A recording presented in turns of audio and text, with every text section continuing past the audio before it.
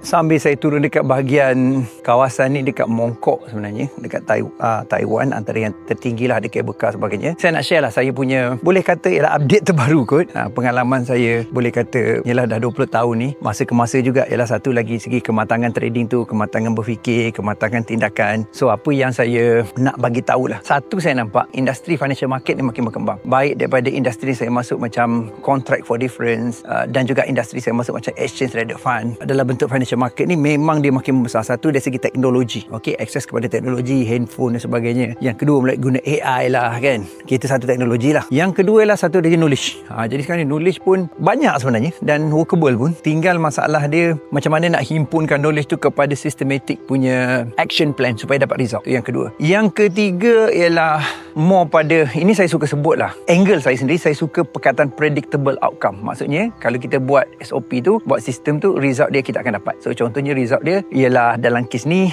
biasanya saya akan fokus pada dia panggil risk stability. Macam mana kita manage risk kita dari segi money management, dari segi kita punya trading method kita, itu sebagai contoh. Yang kedua ialah dari segi iaitu execution stability.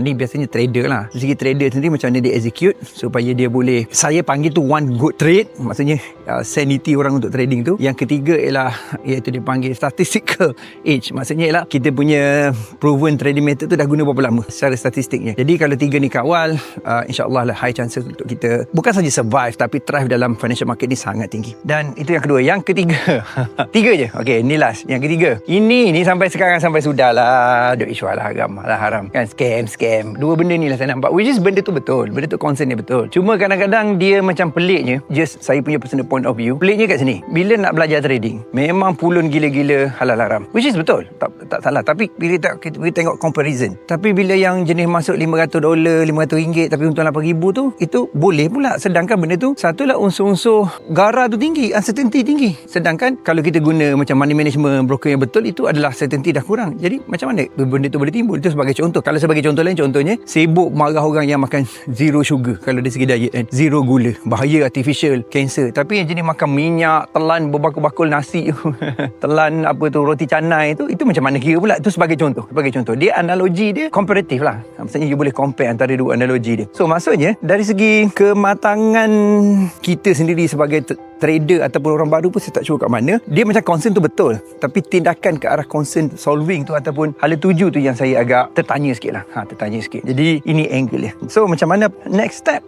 Digitalization memang berlaku dalam kita punya dunia sekarang. Kita boleh tengok Malaysia sendiri pun dengan e-invoice, digital banking dan sebagainya. Selain daripada dunia, kekacauan geopolitik pun macam-macam lah. Dalam kes masa saya buat ni, Iran tengah bergaduh dengan Amerika untuk pihak Israel dan sebagainya. Saya akan keep fokus dan juga buat apa saya buat ni selama-lamanya. Okey, pasal dia bukan isu. Kadang-kadang orang ingat macam ni lah, coach, saya nak belajar trading tapi takut halal haram. Sebenarnya apa yang you belajar dengan saya ni ialah education. You boleh guna untuk mana-mana platform pun.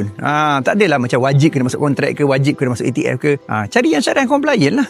Jadi kena faham juga education tu. Dan saya of course lah, saya ambil juga macam contoh certification dalam master technical analysis dan sebagainya. Dan juga saya ambil juga contohnya license under macam marketing representative daripada SC dan sebagainya. Of course saya ambil. Tapi saya nak share satu benda. Saya ni bukan sebenarnya nak menggantikan license punya kira macam provider lah. Macam contohnya broker sebagainya. Saya tak berminat pun ke arah tu. Tapi saya akan bagi you itu sistem framework untuk rakyat marhain, untuk rakyat biasa ni macam saya ni, yang dulu tak ada apa-apa, tak ada modal sebagainya, untuk bina income 5 angka, 6 angka, 7 angka dan ke 8 angka. Saya tahu saya cakap tu agak kasar, tapi boleh buat bang. Macam tu lah angle dia. So buka minda buat tindakan dengan jelas, elakkan perkara-perkara macam contohnya MySay, benda-benda yang unsur-unsur gambling. Sebab tu structure penting, risk driven mindset punya penting, risk protection penting dan sebagainya. Dan elakkan unsur-unsur juga ialah garah, benda kayak kontrak tak jelas, tak tahu duit tu pada mana, pergi mana sebagainya. Elakkan unsur riba, itu sangat penting. Dan kalau ada leverage pun misalnya dia bagi, jangan guna. Sebab leverage ni jangan guna sebenarnya. Okey, ni duit macam pinjam duit, tak payah guna. Pakai basic modal kita. Sebab tu modal kena cantik. Kalau tak ada berkumpul ataupun trade untuk orang lain sebab kita dah konsisten. Alright, jumpa lagi.